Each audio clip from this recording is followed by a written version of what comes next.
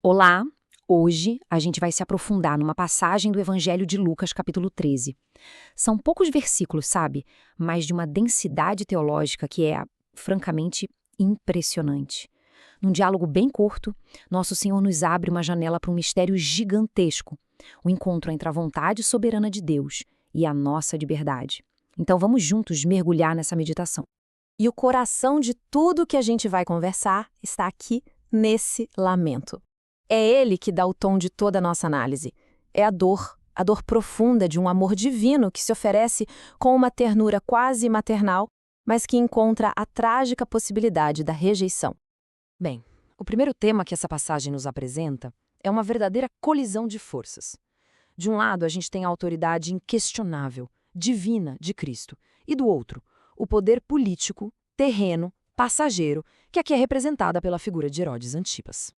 Tudo começa de um jeito curioso, com o aviso de alguns fariseus. Eles chegam para Jesus e dizem: "Olha, sai daqui, porque Herodes quer te matar." E a gente fica com uma pulga atrás da orelha, né? A intenção deles é ambígua. Será que era uma preocupação genuína com a vida de Jesus? Ou será que era uma armadilha, uma tentativa de usar o medo para desviar Cristo da sua missão em Jerusalém? A resposta de Cristo é simplesmente régia. Ele diz: "Ide dizer a essa raposa." E aqui a escolha da palavra é genial. Chamar Herodes de raposa expõe a natureza do poder dele. É um poder astuto, sim, cheio de artimanhas, mas não tem a majestade, a força de um leão. Cristo, o leão de Judá, deixa claro que esse poder terreno, no fim das contas, é insignificante diante do plano de Deus. E Jesus não para por aí. Ele afirma a sua soberania total sobre o tempo, sobre a história. Ele opera segundo um cronograma divino, não humano. A ameaça de Herodes não tem poder nenhum para apressar ou adiar o que já está determinado por Deus. E essa expressão, no terceiro dia, é uma alusão claríssima, profética, ao mistério da sua paixão, morte e ressurreição. Essa citação de Santo Tomás de Aquino nos ajuda a ir mais fundo. A vontade de Herodes, mesmo sendo maliciosa e livre, não está fora do controle de Deus. A divina providência abraça absolutamente tudo. Então, a ameaça de Herodes se torna ontologicamente impotente. Ela não pode frustrar um plano do qual, sem nem saber, ela já faz parte. Impressionante, né? E essa soberania divina, que governa até as intenções mais obscuras dos homens, não acontece de forma aleatória de jeito nenhum. Pelo contrário, ela segue um caminho traçado por Deus, uma jornada que tem um destino teológico inevitável: Jerusalém. Essa frase de Jesus é fundamental. Ele não está caminhando para uma armadilha, mas sim para o altar. Jerusalém não é um lugar qualquer no drama da salvação, é o lugar profeticamente escolhido para a consumação da sua obra. Mas por que Jerusalém? Porque Jerusalém era o coração da fé de Israel. Era a cidade do templo, o lugar onde os sacrifícios da antiga aliança eram oferecidos.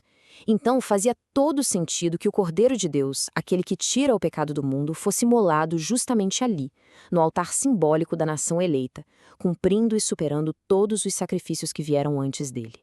Como nos lembra o Papa Bento XVI, Jesus abraça esse destino com total consciência. Ele se coloca na longa e sofrida história dos profetas que foram rejeitados por Israel. Ele não é só mais uma vítima, ele é o servo sofredor de Isaías, o cumprimento de todas as profecias. Ele é, ao mesmo tempo, o sacerdote e a vítima do seu próprio sacrifício.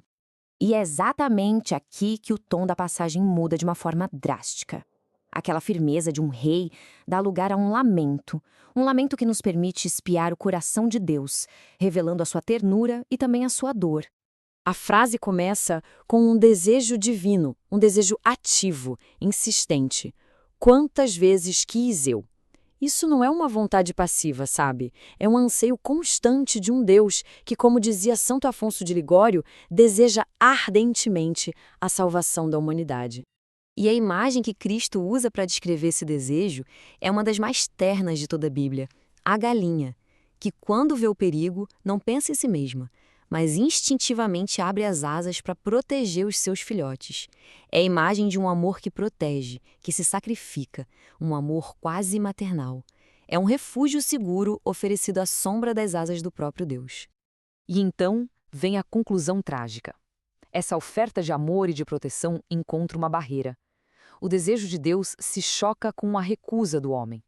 E esse é o centro de todo o drama da nossa existência: o amor que é oferecido e o amor que é rejeitado. A teologia tem um nome para isso: liberum arbitrium, o livre-arbítrio. Deus, no seu amor infinito, não se impõe. Ele não força a porta. Ele convida, ele chama, ele atrai, mas respeita a liberdade que ele mesmo nos deu. A tragédia de Jerusalém não é a ausência do amor de Deus, de forma alguma, mas sim a recusa livre e consciente desse amor. Só que essa recusa, claro, tem consequências. E a parte final da passagem fala sobre o juízo que vem dessa rejeição. Mas, de uma forma surpreendente, termina não com condenação, mas com uma promessa de esperança. Cristo diz: eis que a vossa casa ficará abandonada. A palavra casa, oikos, em grego, tem um duplo sentido aqui. Primeiro, se refere ao templo físico de Jerusalém, mas, num sentido mais profundo, se refere à própria nação, que, ao rejeitar o Messias, se esvazia do seu propósito espiritual. E essa profecia se cumpriu de forma visível, histórica. Cerca de 40 anos depois, no ano 70, o Templo de Jerusalém foi completamente destruído. Esse evento marca a transição definitiva da antiga para a nova aliança, onde o próprio corpo de Cristo se torna o templo novo e eterno. Mas a reflexão não termina na desolação. A palavra final de Cristo não é uma ameaça, mas sim uma promessa cheia de esperança. Ele aponta para um futuro, um tempo em que o lamento vai se transformar em louvor e a rejeição vai dar lugar à aclamação universal, quando toda a criação finalmente dirá: bendito o que vem em nome do Senhor. Que a gente possa, hoje, acolher esse convite e encontrar refúgio seguro debaixo de suas asas.